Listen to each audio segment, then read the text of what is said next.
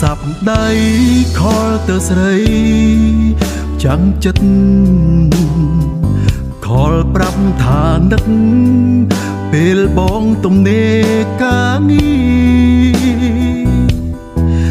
តែខុសពីរដងរលឹងតែងតែស្តិតស្នេហាតែហេតុអ្វីយុគនេះអូនប្លែកម្លេះអូនឆ្លើយឆ្កងឆ្កងទំនងដូចជាអង្គចិត្តរួងថាម្សិលមិញ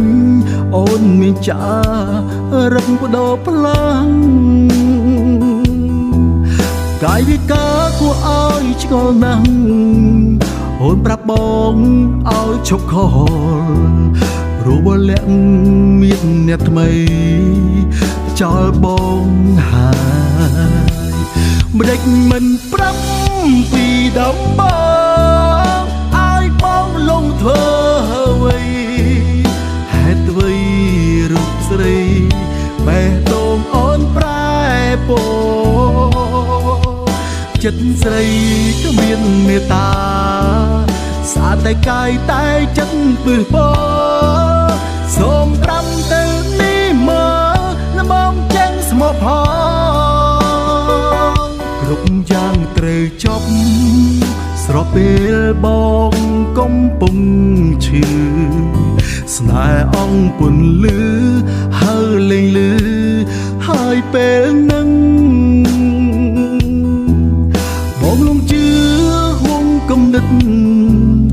គិតថាអូនស្មងភក្តីតែគ្រប់យ៉ាងគ្មានន័យស្នេហ៍ចប់មិនដល់ទី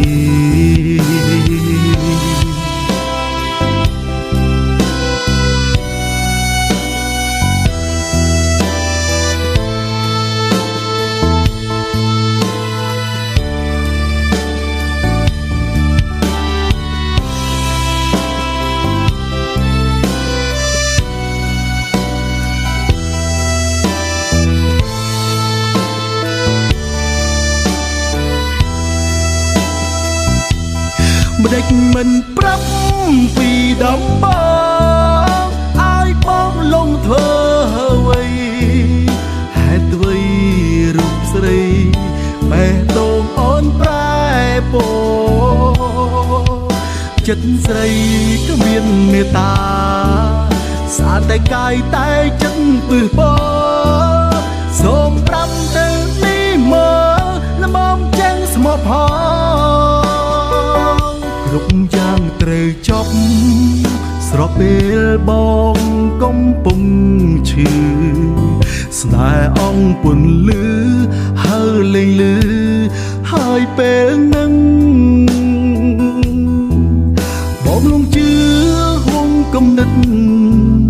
គិតថាអូនស្មងភក្តីតែគ្រប់យ៉ាងគ្មានន័យ